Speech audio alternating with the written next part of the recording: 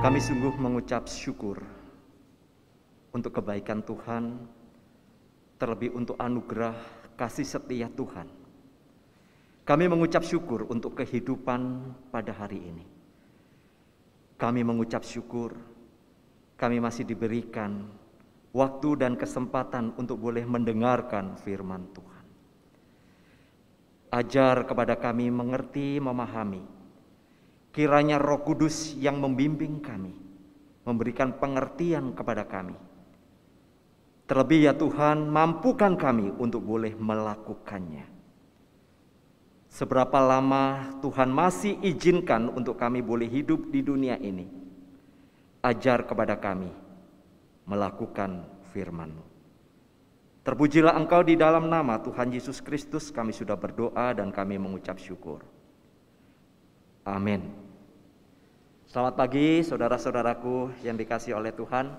Senang kita boleh bertemu untuk boleh beribadah bersama-sama di tempat ini, baik yang hadir di gereja maupun yang saat ini beribadah secara online. Mari kita membuka di dalam Alkitab kita di dalam surat Korintus pasal yang pertama. 1 Korintus pasal yang ke-9 ayat yang ke-24 hingga ayat yang ke-27. 1 Korintus pasal yang ke-9 ayat 24 hingga yang 27 saya akan membacakan bagi kita sekalian. Tidak tahukah kamu bahwa dalam gelanggang pertandingan semua peserta turut berlari, tetapi bahwa hanya satu orang saja yang mendapat hadiah. Karena itu larilah begitu rupa sehingga kamu memperolehnya. Tiap-tiap orang yang turut mengambil bagian dalam pertandingan menguasai dirinya dalam segala hal. Mereka berbuat demikian untuk memperoleh suatu mahkota yang fana, tetapi kita untuk memperoleh suatu mahkota yang abadi. Sebab itu, aku tidak berlari tanpa tujuan dan aku bukan petinju yang sembarangan saja memukul. Tetapi aku melatih tubuhku dan menguasainya seluruhnya, supaya sesudah memberitakan Injil kepada orang lain, jangan aku sendiri ditolak. Sedemikian pembacaan firman Tuhan kita. Berbahagialah setiap kita yang boleh merenungkan dan melakukannya di dalam kehidupan. Saudara-saudaraku, saya selalu kagum dengan perjuangan para atlet, khususnya di gelanggang pertandingan.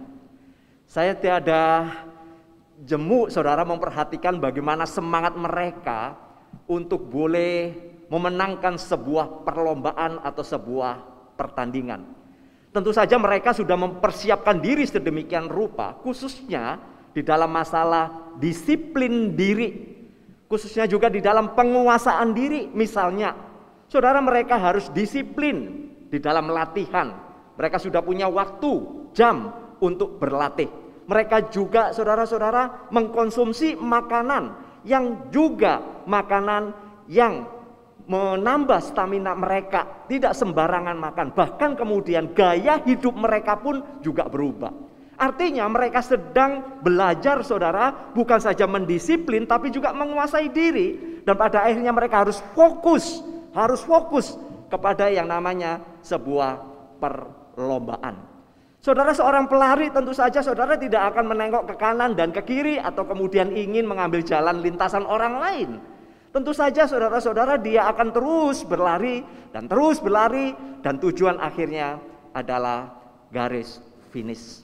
Seberapapun usaha yang dia lakukan, saudara, ketika sampai di garis finish itu sesuatu yang luar biasa. Nah, saudara-saudara, kita juga demikian. Di dalam masalah kedisiplinan rohani kita itu juga sangat penting, saudara. Kedisiplinan rohani kita sesungguhnya akan membawa kita memiliki satu daya vitalitas rohani yang sangat baik. Saudara, di dalam hidup ini banyak sekali pergumulan-pergumulan yang terjadi. Banyak hal yang kemudian membuat kita, saudara-saudara, menjadi gentar, menjadi takut, menjadi lemah di dalam iman. Tetapi sesungguhnya dengan disiplin rohani yang tinggi, sesungguhnya itu akan menolong kita. itu akan membuat kita lebih kuat di dalam pengharapan kita kepada Tuhan. Dalam sebuah obrolan dengan teman gitu ya, berkenaan dengan ya usia kita ini sudah hampir sama-sama gitu ya. Kita juga sama-sama sudah punya anak gitu ya. Cuma bedanya dia sudah punya mantu, kemudian dia sudah punya cucu. Kan saya belum gitu ya. Nah, saudara, pada waktu saya ngobrol dengan orang itu, saudara, dengan teman saya tanya satu hal. What do you think about your life? Apa sih sebenarnya yang coba kita pikirkan, kita coba renungkan tentang apa yang kamu pikirkan dengan hidup ini. Ketika kita dulu masih sekolah, SMA, kuliah, kerja, menikah, begitu ya. Sekarang kita punya anak dan anakmu sudah menikah, kamu sudah dikaruniai cucu. Apa sih sebetulnya yang kamu pikirkan tentang hidup ini? Saudara-saudaraku, sungguh luar biasa ketika dia mengatakan satu jawaban, it's very amazing. Saudara, bukan berarti ketika dia mengatakan it's very amazing, lalu dia mengatakan begini, hidupku baik-baik saja semuanya. Enggak. Saudara mengatakan, kamu tahu enggak bahwa di dalam perjalanan hidupku jatuh bangunnya luar biasa. Aku pernah mengalami yang namanya hilang pengharapan. Aku mengalami putus asa, kecewa. Bahkan berkali-kali aku ingin seakan-akan Tuhan segera saja ambil hidupku, aku enggak tahan lagi. Tetapi kamu tahu enggak? Sampai pada satu titik nadir yang paling rendah aku memahami bahwa sekali lagi aku diberikan kesempatan oleh Tuhan, bahwa masih ada hal yang Tuhan ingin untuk aku lakukan. Ada satu bagian lagi yang ingin Tuhan aku kerjakan, maka aku terus bangkit. Aku percaya bahwa Tuhan itu adalah Tuhan yang menopang, Tuhan yang menolong. Dan di situ saudara, dia kemudian bisa bangkit. Dan kemudian perjalanan hidupnya dia mengatakan, it's very amazing. Saudara, kita tidak mungkin saudara bisa kuat di dalam iman, di dalam pengharapan kalau tidak ada anugerah. Tidak ada yang namanya kasih karunia Tuhan. Kita tidak mungkin bisa melalui ketika kita sampai pada tahun ini, ada di bulan ini saudara. Kita pernah mengalami satu masa krisis yang sama-sama seluruh dunia di gereja ini. Kita sudah banyak kehilangan teman, saudara, sahabat, kenalan kita yang paling baik berkenaan dengan COVID. Tapi kalau kita ada pada hari ini sebagaimana kita ada, saudara-saudara, sesungguhnya ini adalah karena kasih karunia.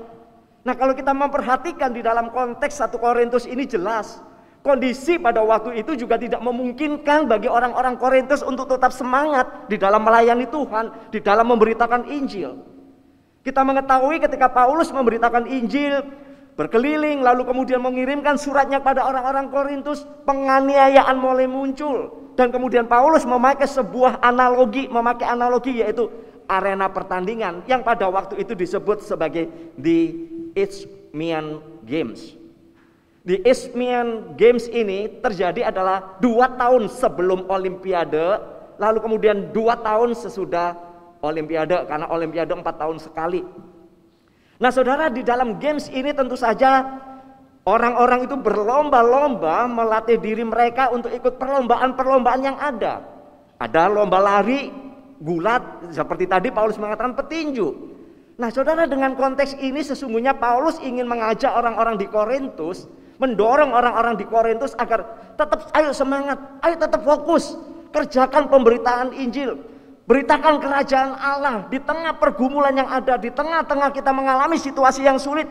Jangan pernah menyerah. Yuk kita seperti seorang atlet yang terus berjuang untuk menuju satu garis finish. Selagi kamu masih ada di tracknya Tuhan, mari kita bersama-sama mengerjakan pelayanan pemberitaan Injil. Karena konteks di dalam bagian ini adalah tentang pelayanan Injil, bukan berbicara masuk surga atau tidak. Tidak sama sekali berbicara tentang itu. Tapi saudara, ini berbicara tentang perjuangan semangat daripada orang-orang Kristen yang ada pada waktu itu. Saudara-saudara, ternyata nggak gampang. Beberapa hari yang lalu saya ikut doa Zoom bersama dengan teman-teman. Mereka saling berbagi tentang pergumulan, tentang khususnya tentang pengalaman semasa mengalami COVID. Saudara, ternyata saya juga memperhatikan banyak teman-teman yang kolaps berkenaan dengan usaha mereka karena COVID ya. Dan saat ini mereka lagi cerita bahwa untuk membayar gaji itu sudah sulit sekali, gitu ya. Nggak semuanya saudara bisa bertahan dengan baik. Nggak semuanya ternyata teman-teman pengusaha juga bisa eksis. Saudara-saudara, banyak yang hancur, banyak yang habis, banyak yang kemudian saudara lagi berpikir saat ini memulai apa lagi, saudara. Dan di dalam doa itu saya menemukan dan mendapatkan kekuatan, karena saya seorang hamba Tuhan. Ketika mendapatkan cerita dari orang-orang sebagai seorang pengusaha, pelaku-pelaku bisnis, saya memahami bagaimana pergumulan mereka. Bukan saja untuk urusan pekerjaan, pegawai, tapi juga untuk rumah tangga mereka, biaya mereka. Saudara, di situ saya memperhatikan ketika kemudian mereka mengatakan satu hal. Kalau ini bukan karena kasih karunia Tuhan, kita nggak bisa, Pak. Walaupun hari ini keadaan nggak baik loh, Pak. Kita nggak tahu, benar kita nggak tahu, masih juga nggak tahu, nggak pasti. Tetapi saya punya Tuhan yang hidup, kita percayai saja bahwa kita masih diberikan kepercayaan untuk melakukan apa yang Tuhan mau untuk kita lakukan. Saudara, ketika saya mendengar itu, saya sangat bersuka cita bahwa sesungguhnya ada latihan disiplin rohani yang dilakukan oleh seseorang, khususnya disiplin rohaninya dengan Tuhan, hubungan pribadinya dengan Tuhan. Maka saudara, itu akan memberikan sebuah dampak yang besar di dalam perjalanan iman orang itu. Dan saya meyakini demikian juga dengan kita, latihan dan disiplin rohani yang baik bukan karena sebuah rutinitas, bukan karena kalau nggak melakukan merasa bersalah dan berdosa sekali, bukan. Karena melakukan ini karena sebuah intimasi dengan Tuhan. Saya yakin saudara, perjalanan hidup kita, perjalanan iman kita akan selalu mendapatkan damai sejahtera Allah. Sebab sesungguhnya hidup ini saudara pada akhirnya akan kembali bukan tentang saya. It's not about me, bukan. Tetapi sesungguhnya sedang berbicara tentang siapa? Tuhan. Pada akhirnya kita akan berbicara tentang Tuhan, saudara. Ujungnya kita akan melihat bagaimana rencana Tuhan di dalam kehidupan kita, rencana Tuhan untuk di dalam pekerjaan-pekerjaan Tuhan yang sedang dipercayakan kepada kita. Analogi seorang atlet yang sedang bertanding, sesungguhnya saudara memberikan sebuah semangat tersendiri bagi orang-orang di Korintus.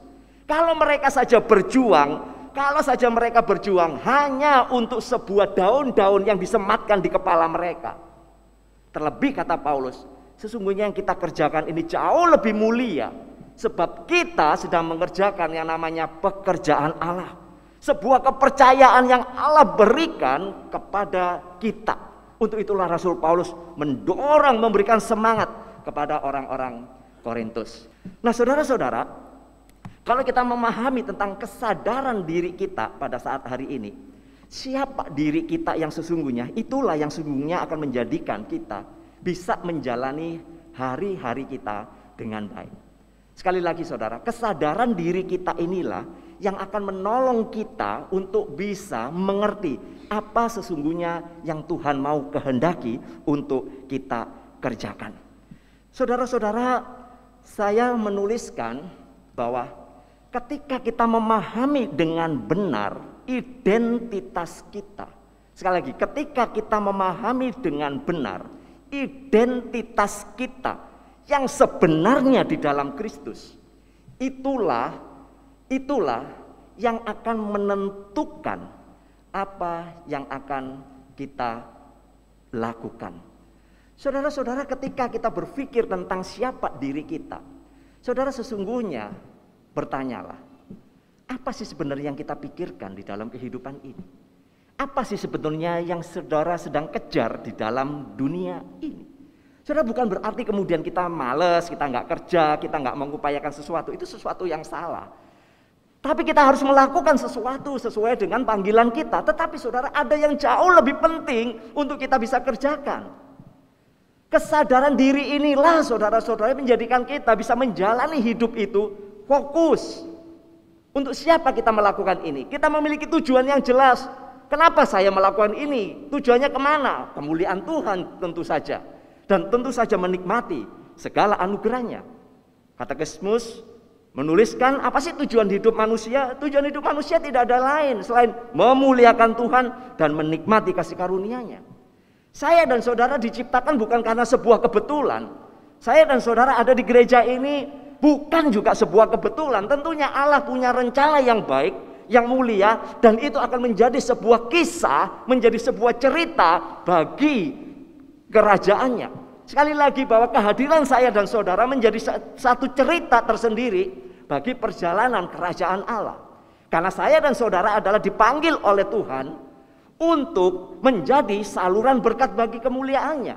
Saya dan saudara dipanggil dan dipilih oleh Tuhan adalah untuk melakukan apa yang Tuhan mau percayakan kepada kita untuk kita lakukan.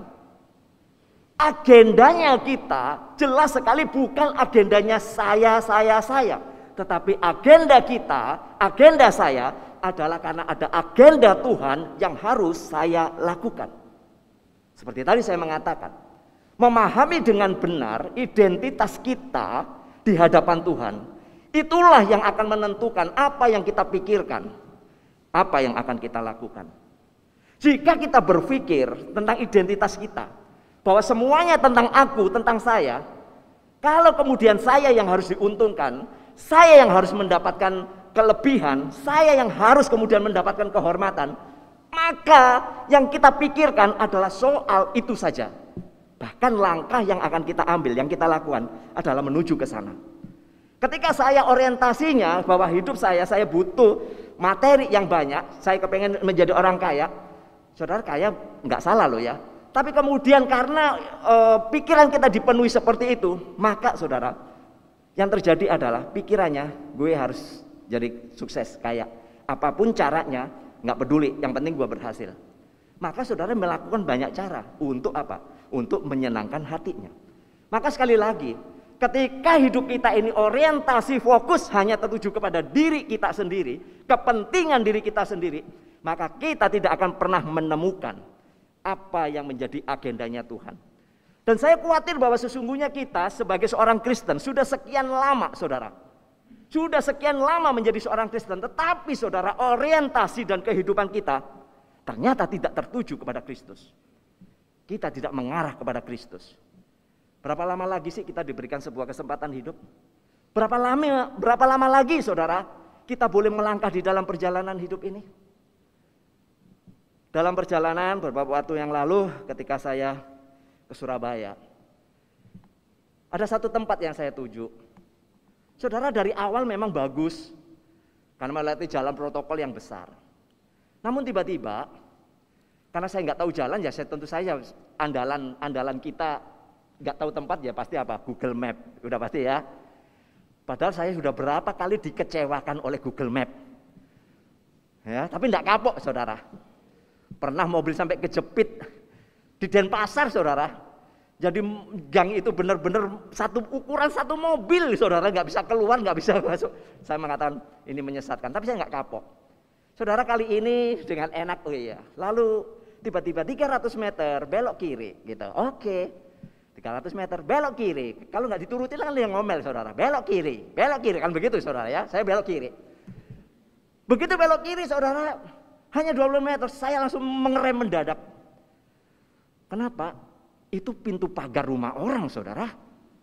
Jadi saya bingung. Lanjutkan perjalanan. Saya bilang, Google, lu salah nih, pintunya orang nih. Saudara, karena jengkel, ini pintunya orang nih. Mana ini? Saya masih mundur saudara, mundur. Saya matiin. Karena saya marah-marah, ya Google nggak bisa marah kan ya. Saya matiin, ya terserah saya saudara. Ternyata memang benar sih, Google nggak salah. 500 meter lagi memang ada jalan untuk belok kiri. Saudara, yang disuruh belok tadi cepat itu adalah jalan tembus. Jadi jalan tembusnya lewat rumahnya orang. Nampaknya itu mungkin online, motor online dan gitu ya, suka lewat situ.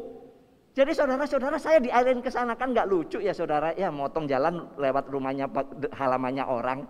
Kalau orangnya keluar, Pak cari siapa? Mohon numpang lewat, motong jalan, kan nggak lucu saudara. Saya di situ belajar saudara, sekali lagi, berapa kali saya tersesat, tapi saya belajar. Jalan Tuhan itu ternyata nggak pernah salah. Jalan kita saja yang sering salah, betul nggak? Khususnya di saat-saat pandemi saudara, banyak keputusan-keputusan yang kita lakukan salah. Pelayanan-pelayanan gereja kita banyak keputusan-keputusan yang kita lakukan salah. Tapi sesungguhnya Tuhan tidak pernah memimpin kita kepada jalan yang salah. Ketika orang Israel diminta Tuhan untuk jalan memutar, mereka komplain kejauhan. Kenapa sih nggak lewat situ saja? Kenapa sih nggak lewat situ, lebih dekat, sehari udah nyampe, ngapain 40 tahun? Tapi Tuhan lebih tahu kesiapan daripada orang Israel. Sama juga dengan saya dan saudara, kesiapan saya dan saudara di dalam menghadapi apapun, Tuhan yang pegang kendali. Tuhan lebih tahu. Masalahnya you percaya sama Tuhan apa enggak? You sungguh-sungguh bersandar sama Tuhan apa enggak? Walaupun seakan-akan jalannya muter, jalannya seakan-akan gelap, tapi Tuhan tidak pernah menuntun di jalan yang salah. Jalan kita lah yang sering salah. Beberapa waktu yang lalu, cukup lama, saya ikut webinar melalui Zoom yang judulnya Gereja dan Pandemi. Para tokoh pakar yang memaparkan memang saya kenal baik mereka, saya tahu kenal. Pemaparannya sangat-sangat bagus. Apa yang akan terjadi dengan gereja Tuhan dan juga pandemi, gitu ya. Nah, saudara, menarik ketika saya mencoba dan kemudian melihat seluruh pemaparan itu, ada sebuah kesimpulan seperti ini, saudara. Bahwa sesungguhnya masa pandemi ini adalah sebuah masa ujian dan juga masa saringan bagi gereja Tuhan dan juga bagi umat Tuhan. Pandemi ini benar-benar menjadi satu ujian dan saringan. Apakah orang-orang itu, orang-orang Kristen, orang-orang percaya adalah orang-orang yang setia kepada Tuhan, bertumbuh, semakin bertumbuh di tengah pandemi, semakin cinta Tuhan, semakin mengasihi Tuhan, gereja Tuhan juga semakin giat memberitakan Injil, pelayanan semakin juga digerakkan untuk juga menjangkau pelayanan Injil, atau sebaliknya. Orang Kristen hilang dari peredaran, atau orang Kristen gerejanya menjadi jalan-jalan di mana dia suka. Saudara-saudara, gereja di masa pandemi juga menjadi sebuah tantangan yang paling mengerikan bagi saya. Sebuah alasan yang paling tepat untuk seorang Kristen akan mengatakan, kok enggak ibadah? Oh, saya ibadah online, gitu kan? Kalau ditanya, lu kenapa nggak onsite? Oh, ada online. Saudara, bagi saya, apakah dia melakukan online? Ada yang online, benar-benar online. Dengan benar-benar ibadah, saudara, online. Tapi bukankah masa pandemi ini akan menjadi sebuah ujian? Sebuah alasan untuk menutupi yang namanya kemalasan. Sebelum pandemi aja udah males, apalagi masa pandemi. Kan enak, oh pandemi. Online, baru bangun kayak anak kita bagaimana sekolah online, 5 menit sebelum dimulai dia bangun, kucek-kucek, langsung lihat, betul nggak? Bajunya kan tutup aja pakai celana pendek, iya nggak? Saudara-saudara, gampang sekali. Ibadah juga bisa begitu. Oh, teman-teman yang di rumah saat ini online nggak ada sih, semua rapi-rapi. Walaupun saya nggak tahu, tapi Tuhan yang tahu, saudara. Nah, saudara-saudara, tugas panggilan gereja di dalam masa pandemi inilah saudara-saudara yang perlu dipikirkan. Gereja bukan masalah bangunan, tetapi adalah saya dan saudara. Gereja yang sejati adalah gereja yang mau menjadi saluran berkat, yaitu apa? Menjalankan koinonia. Koinonia apa? Persekutuannya. Persekutuannya yaitu ibadahnya, pembinaannya, diakonianya, pelayanan kasihnya harus jalan. Bahkan kemudian jangan dilupakan marturianya juga, yaitu pemberitaan Injil, kesaksian harus jalan. 3 hal ini harus ada di dalam gereja sejati Tuhan. Ini harus ada di dalam jiwa orang-orang Kristen, orang-orang percaya. Saya dan saudara harusnya memiliki bagian ini. Secara otomatis harusnya ini sudah bekerja di dalam kehidupan kita. Tapi maaf, seringkali kita terlalu excuse dengan keadaan kita. Sangat ironis jika orang percaya ternyata bukan menjadi saksi Tuhan, malah sebaliknya menjadi sebuah batu sandungan bagi orang lain. Ironis sekali jika gereja hanya sibuk dan fokus kepada urusan internal dan mengabaikan tugas panggilan pekabaran Injil. Ironis sekali kalau kemudian banyak orang Kristen tahu kebenaran tetapi tidak pernah mewujudkan kebenaran itu di dalam kehidupan atau nyata di dalam realitas sehari-harinya. Dan yang paling menyedihkan, gereja, orang percaya tidak menggarami dunia, malah dunia yang kemudian mempengaruhi gereja.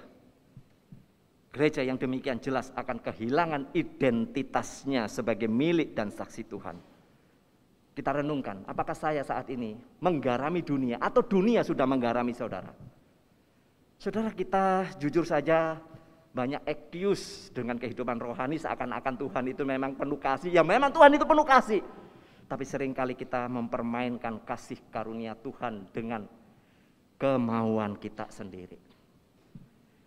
Saudara, suatu kali seorang istri ketika hadir di dalam sebuah acara amal, melihat ada sebuah pajangan yang cakep sekali, tidak besar lukisan itu.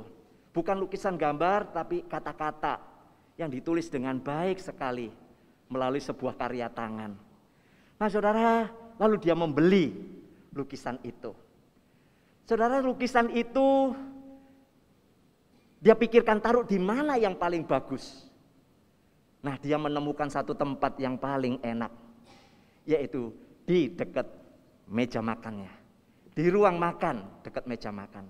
Lalu dia pakukan, dia pasang lukisan itu yang bertuliskan prayer change life. Doa itu mengubah segala sesuatu, begitu ya, mengubah kehidupan, artinya gitu. Doa itu mengubah kehidupan. Dengan senang dia berharap anggota keluarganya ketika makan melihat lukisan itu dan berkata, iya, dengan berdoa itu akan mengubah kehidupan. Dengan tidak sabar dia menunggu kedatangan suami. Benar, ketika suaminya datang, dia langsung tanya, Pak, aku tadi beli satu lukisan di amal. Bagus sekali. Di mana? Kata suaminya. Itu Pak, aku pasang. Suami cuma lihat, manggut-manggut, dan kemudian hanya berkata, bagus. Ya sudah. Oh ya udahlah, laki-laki kan bisa begitu ya, tanyain komentarnya, ya cukup kalau jawab bagus aja udah lumayan. Tapi wanita itu biasanya banyak tanya ya, biasanya ya, bagusnya mana ini, kalau nggak dijawab salah, dijawab lebih salah lagi ya saudara ya. Nah akhirnya saudara-saudara senanglah, tapi pagi-pagi ketika dia merapikan kembali, dia kaget, loh kemana nih lukisan, kok nggak ada? Dia cari-cari lukisan itu saudara. Iyalah ternyata gitu ya, lukisan itu ada di rak buku, ditaruh aja di rak buku, di lemari buku maksud saya. Nah saudara, dia mulai heran, apa tulisan ini bisa jalan sendiri ya? Wah ini perlu kuasa, ini doain khusus ini ya supaya nggak jalan-jalan, apa ada setannya ya? Dia mulai pikir, oke, dia pasang lagi saudara. Besoknya tulisan ini nggak ada lagi saudara. Nah mulai penasaran, ada apa ini dengan gambar lukisan saya ini, kenapa nggak ada? Dia mulai berpikir, pasti ini suamiku nih. Nah dia tanya suaminya, Pak, kamu yang memindahkan itu? Cuma gitu aja. Apakah kamu nggak suka gambar itu, tulisan itu? Saya ngomong, aku suka. Apakah posisinya salah ya? Papa mau mindahin di mana? Enggak, itu bagus posisinya, udah pas banget. Papa nggak suka toh kata-katanya, prayer change life. Papa nggak suka toh kata-katanya. Oh, kata-katanya itu inspiratif sekali, bagus sekali. Lalu si istri langsung tanya, what's the problem? Masalahnya apa kalau gitu? Lalu sang suami dengan enteng menjawab, I just don't like change. Aku nggak suka perubahan.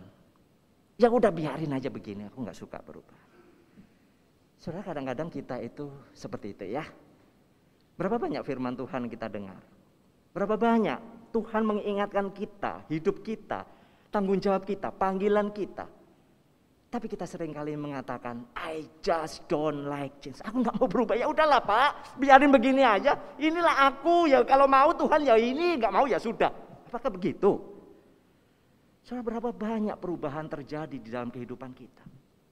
Bahwa Tuhan memanggil kita supaya kita mengalami sebuah transformasi. Tuhan memilih dan memanggil saya dan saudara supaya kita memiliki kedekatan dengan Tuhan, memiliki relasi dengan Tuhan. Dan di situ ketika relasi terjadi maka ada satu perubahan, dan perubahan itulah yang membawa kita bisa memuliakan Tuhan. Saudara, berapa banyak sih kita mau sungguh-sungguh mencintai Tuhan di tengah-tengah masa pandemi seperti ini? Kita harus mengerti, memahami, mengapa sih Tuhan memilih dan memanggil saya? Sesungguhnya Tuhan ingin kita itu mengalami yang namanya perubahan di dalam hidup kita, pribadi kita, tujuan kita untuk kemuliaannya. Kita sudah jatuh di dalam dosa, tidak mungkin kita bisa memberikan atau mengarahkan diri kita secara benar. Hanya anugerah Allah yang memungkinkan itu, dan itu hanya di dalam Kristus Yesus. Tapi berapa banyak kita mau sungguh-sungguh mencintai Tuhan?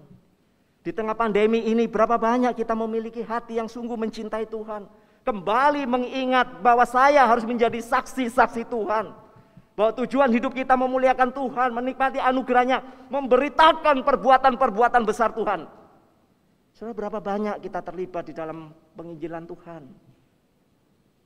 Saudara, untuk bisa menjadi berkat, kita harus mau dan berani untuk keluar dari zona nyaman kita sendiri.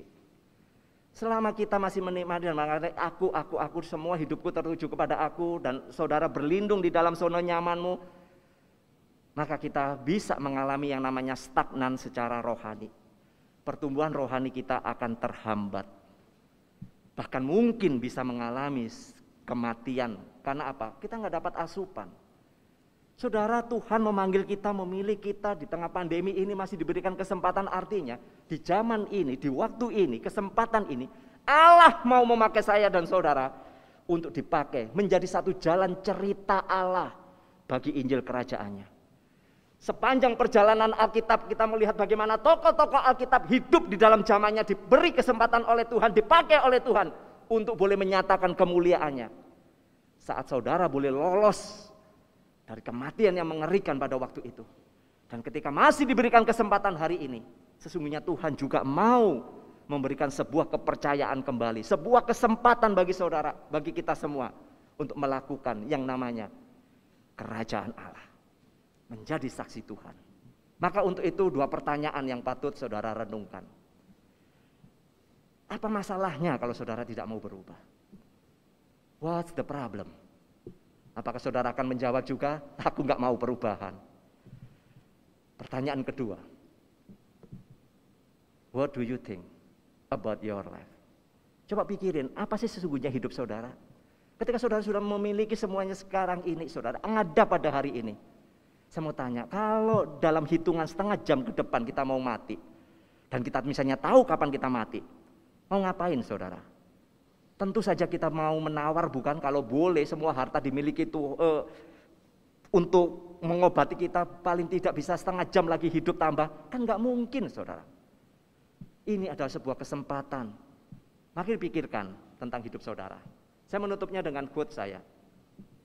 Sesungguhnya Tuhan sedang menempatkan kita pada hari ini, dimanapun Anda berada, apapun profesi pekerjaan Anda, apapun jabatan pelayanan saudara dan tanggung jawab saudara, Tuhan punya maksud dan tujuan. Pakai itu sebaik-baiknya, dan itu biarlah menjadi sebuah cerita bagi kerajaan Allah. Jangan pernah buang kesempatan ini. Sekali lagi, jangan pernah buang kesempatan ini. Minta hikmat Tuhan. Saya mengajak saudara untuk meresponi dengan menyanyikan satu lagu yang baru tadi kita nyanyikan.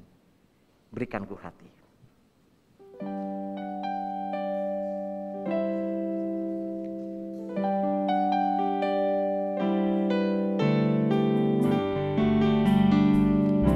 Mari nyanyikan ini menjadi sebuah doa saja bagi saudara. Berikanku hati seperti hatimu yang penuh dengan belas kasihan.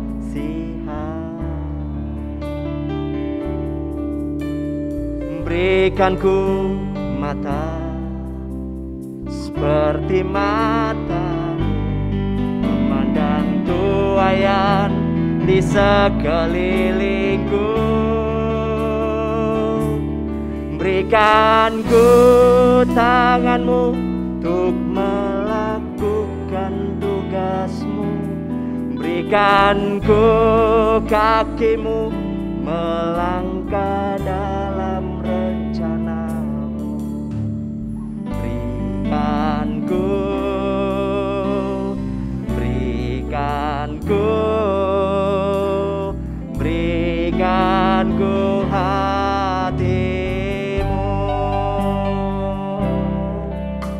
Kiranya kesempatan hari ini menjadi sebuah cerita yang indah bagi kerajaannya. Berikan ku hati seperti hatimu,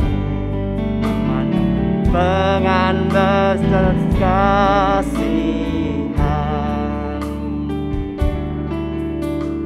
Berikan ku mata seperti matamu, memandang tuaian di sekelilingku.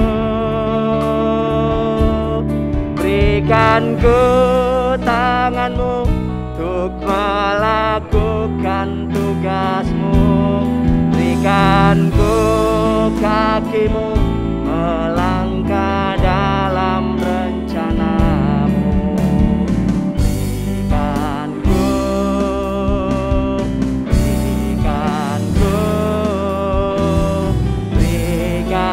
ku hatimu. Berikan ku tanganmu untuk melakukan tugasmu. Berikan ku kakimu melangkah dalam rencanamu. Berikan ku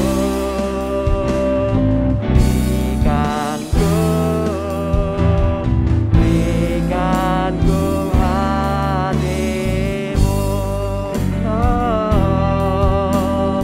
Berikan ku hatimu.